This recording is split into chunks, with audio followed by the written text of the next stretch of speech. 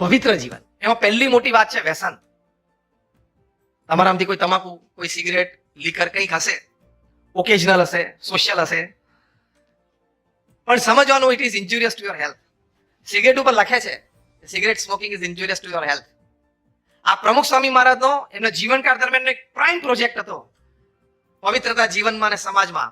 એટલે એમના જન્મ શતાબ્દીઓને યાદ કરીને તમને કહું છું. A cigar has fire at one end and a fool at the other. ફૂલ એટલે ગુલાબ નહીં સમજવાનું હો. A fool at the other.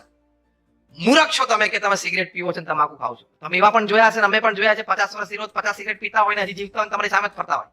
અને એવા પણ જોયા છે કે 2 જ વર્ષના સ્મોકિંગમાં અને 2-5 સિગરેટ પીતો તો એને કેન્સર લાગી જાય. આમાં આખામાં તમારી બ્લડની રિએક્શન સિસ્ટમ શું છે તમને ક્યાં ખબર છે? જે દિવસે કેન્સર લાગી જશે ને દિવસે રોતા નહીં આવડ્યા. Every day 2000 people in India they lose their life because of tobacco related cancers. અહીંયા તમે કોઈક બેઠા હોય અને ટબેકો હોય તો તમે છોડી દેજો. આ તમારા સારા માટે અમે વાત કરી છે, અમને કોઈ સ્વાર્થ નથી. અને જે ખાતા હોય એની પર હું જાહેરમાં આક્ષેપ મૂકું છું. તમારી ઈચ્છા હોય ને પરવાનગી હોય તો હું એ આક્ષેપ મૂકી દઉં અહીંયા પણ. જે તમાકુ લેતા હોય એની ઉપર એક આક્ષેપ મૂકું છું. હાથ ઊંચા કરો તો આક્ષેપ મૂકું. હું ગભરાઈ છે બધા હાથ ઊંચો કરવા દેવાના. તમે તમાકુ મોઢામાં મૂકો છો કે દારૂનો ઘૂંટડો મોઢામાં મૂકો છો તો મારો તમારી ઉપર એ આક્ષેપ છે કે તમને તમારા પરિવાર માટે પ્રેમ જ નથી.